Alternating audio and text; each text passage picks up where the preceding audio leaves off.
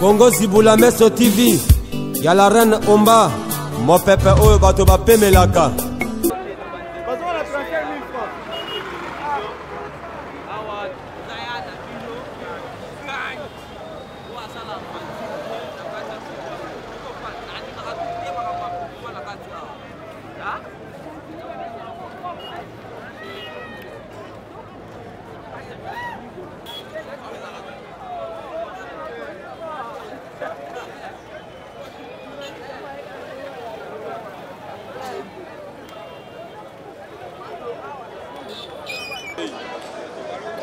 Voilà, bonjour mesdames, messieurs, partout vous nous suivez à travers Congo Zibula Meso, vous nous suivez de partout dans le monde, bienvenue. Aujourd'hui nous sommes là, comme il était dit, vous savez, ça fait un temps qu'on attendait le rapatriement du corps d'Etienne Tshisekedi wa Mulumba, qui va atterrir aujourd'hui le 30 mai, ici à l'aéroport international de Njili, et yango bomoni toza awa population eye batupena bayegolelae après 2 ans, oyo fait Etienne Tshisekedi wa Mulumba kufaki lelo nde rapatriement ya corps na yezo koma awa na aéroport ya international ya Njili na RDC précisément na Kinshasa na capitale. Voilà yango toye tozo ba image to moni yango ima batutu bazali ndenge baye koyamba vraiment bato IDPS partout baye pona ko koyamba corps ya mutu na bango bazela qui pendant longtemps Etienne Tshisekedi wa Mulumba akufaki depuis le 1er février 2017.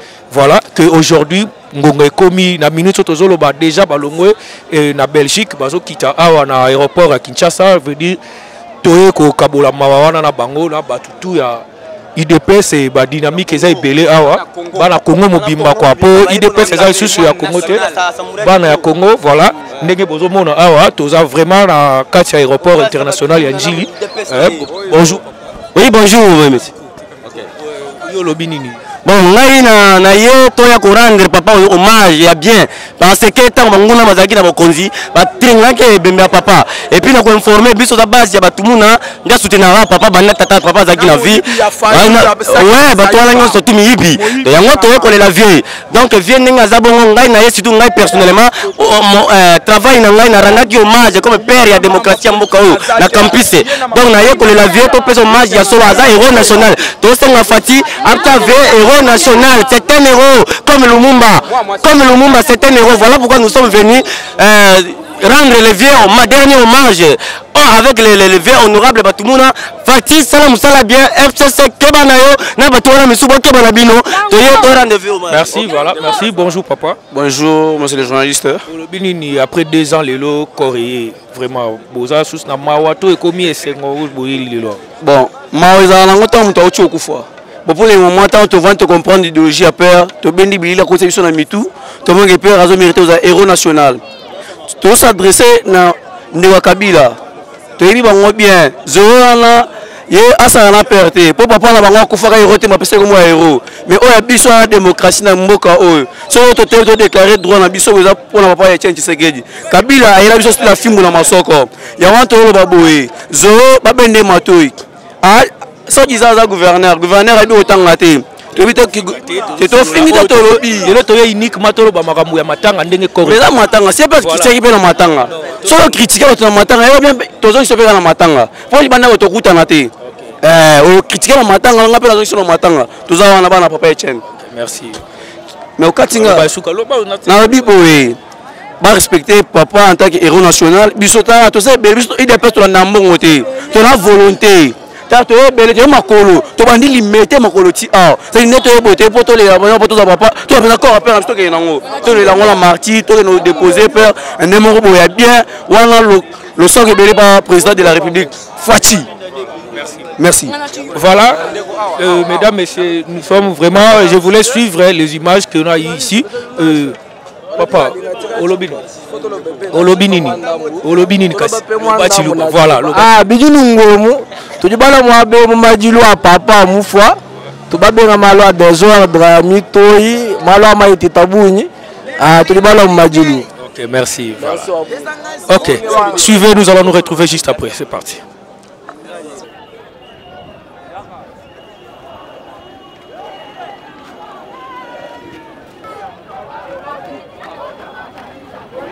Ah, filmez.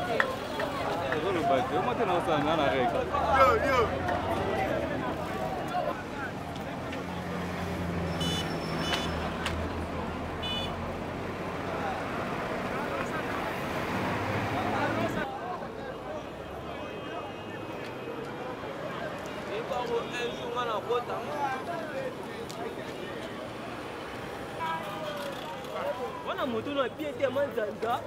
Akiti de lokola si. Ati.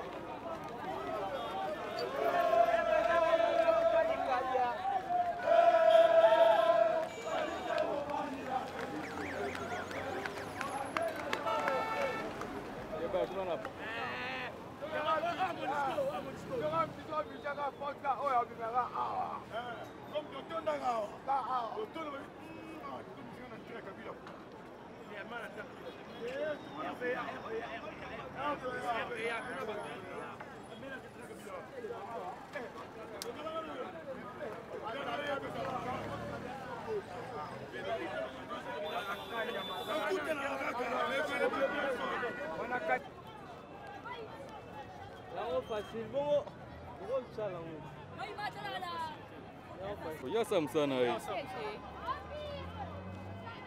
Dala. Yala ngo do. Tozo yala biyo yala ngo.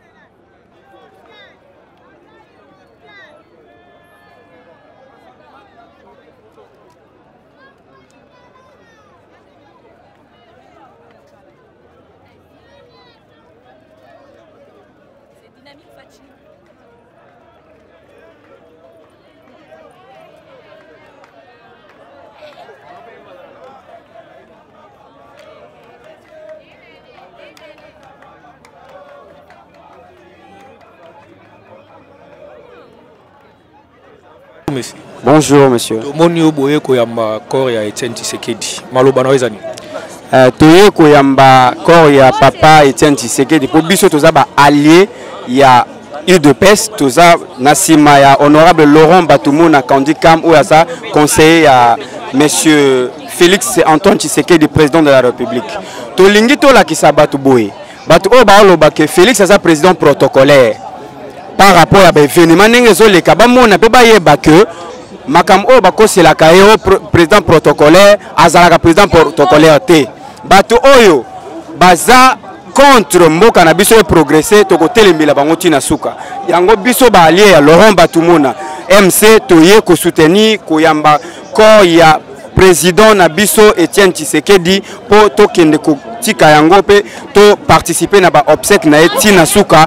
Nde yango wana omoni toza ko célébrer na joie po balobaka mukolo akufaka ekomaka lisusu matanga te ekomaka esengo eza feti tozo fêter po papa bundi bitumba makasi. Aujourd'hui le peuple est victorieux, ça a été sa lutte et à la finalité makambu esalami ndenge asengaki ezala. Donc le peuple a maintenant la victoire et nous sommes fiers de porter ces croix là. Merci. Merci.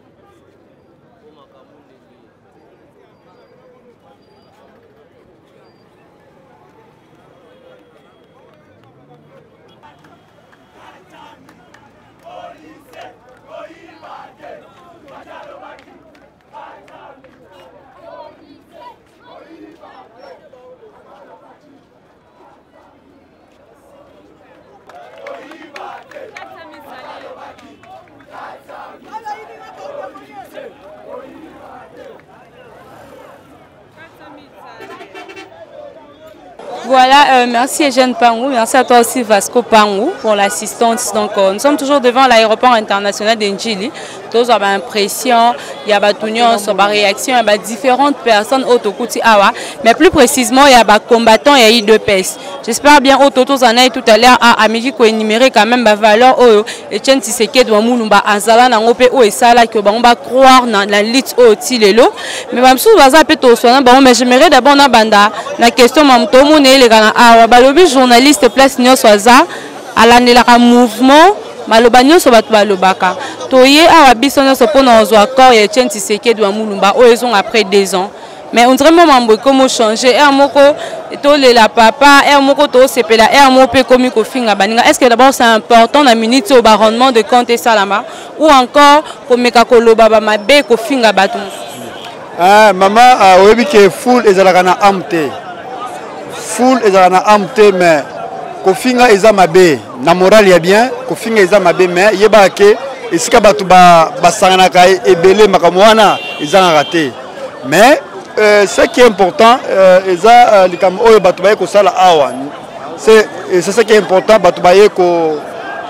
combattre des pèses, balier des pèses, papa Tshisekedi, bon, pour la lutte oyo, à cela qui pour la Congo, c'est ce qui est important. Ok. Alors, tous hommes qui papa pose belé, papa yo l'impression de cause à la ndenge ni comment on a le corps ya Etienne Tshisekedi wa Mulumba kozonga na mabele ya bakoko na ye mpona ekundama. En tout cas oyo ezali mabele ya bakoko ya Etienne Tshisekedi oyo mboka na ye. En tout cas toza na esengo mingi mpo litu oyo ya mene komba moko boye na politique oyo ya sali lelo soki tozomona bapoliticien ebele bakomi koleka na TV bakomi kosala bapolitique grâce ya Etienne Tshisekedi oyo tozobenga lelo héros national. Grâce na ye oyo tozobenga héros national mpona ntango kala ezalaki yo koleka na TV oyo olobela makambo politiki te me Tshisekedi oyo asali keno aluki démocratie na mboka oyo yango bato nyonso omoni aforme IDPS ezali école ya formation yango omoni keno bato ebele bakomi kosala politique na grâce ya papa Etienne Tshisekedi toye en aéroport mpona koyamba ye mpona kohonore ye corps na ye. Alors, mon Lilobani Bokoza on a peuple congolais en général et puis bah combattre plus précisément il y a IDPS au Bayeko Yambako ya papa étant d'esprit ni il faut bazala nango attitude ni il faut bazala nango comme on a le lot au corps ya Tshisekedi Kozonga donc je commence aussi c'est puis papa au répondre au repère ça moi Liloba par rapport à la même question bon nazo senga ba combattant au Bayeko Yamba Etienne Tshisekedi bayebi que non IDPS ils allaient partir à démocratie. IDPS batia qui biso tolérance il faut ezala tozala na kimia toyoko yamba papa corps ezonga malamu tolela ye tokanisa maloba oyo bandai koyebisa biso totikali biso tikali wana lit ezoko continuer c'est ça. Merci papa moi liloba muki okobakisa. Bon pour la présidente Tshisekedi événement ya lelo ezalaki événement moko tozalaki kozela nango. Mais Toyeko Yambaye en tant que père de la démocratie, en tant que père Tata Nabiso, Kota la lutte a mené na Katia Congo, Azalaki tout d'abord koyebi ce peuple congolais pour que alongo la Bobangi. Bobangi nde ezalaki kosala peuple congolais parce que Bobangi angonde kangaki peuple congolais na Katia Boumbu. Azalaki koyebi ce peuple congolais alongo la Bobangi pour que destin ya peuple congolais ezana maboko ya peuple congolais yemoko. Pour ceux qui bolongoli bobangi, cela veut dire que boko se faire libérer na makambo ebele pour que mboka ezwa bonsomi ya solo. Nde eloko moko e marqué nga na vie na ngai pona Etienne Tshisekedi banda abanda kilit na ye l'air ba élire ye en 78 en tant que député ayebisaki biso ke l'air nazalaki mwana muke tokei na stade poto yambaye azo yebisa bawe bazalaki kopona na maponami na temps wana azoyebisa bango tokei mpo tokende kolobela bino mpo ke mboka na biso ekoma na démocratie mais ya solo lelo akomi awa aye mpo alobela peuple congolais mais atikalaki moumbu ya peuple congolais jusqu'à sa mort nde eloko wana ezotouche nga na kati ya motema et c'est pourquoi peuple congolais nyonso azoya mpona koyamba papa il faut ayambaye na boboto désordre ezala te mafinga ezala te parce que azalaki koyebisa biso ke kofinga eza mabe azalaki kopesa biso éducation wana il faut tozala yango na kati ya mutu na biso nde oyo emarke ngai mpona Etienne Tshisekedi père de la démocratie le peuple d'abord.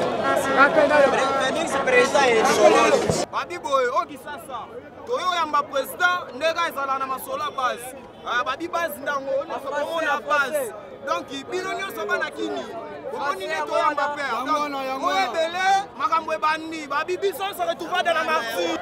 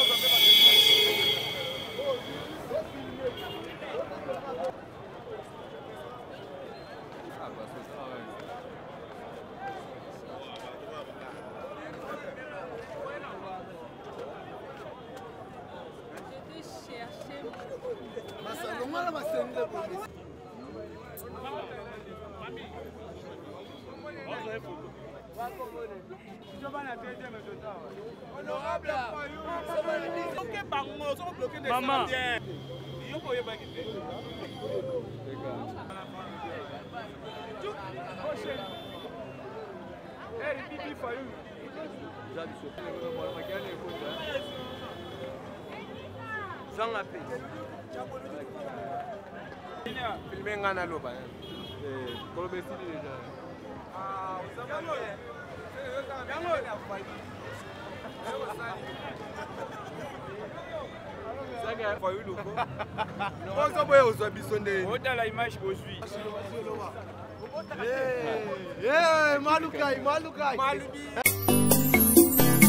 Congo Zibula Meso TV, y'a la reine Omba, mon pépé Oyo Bato Bapemelaka.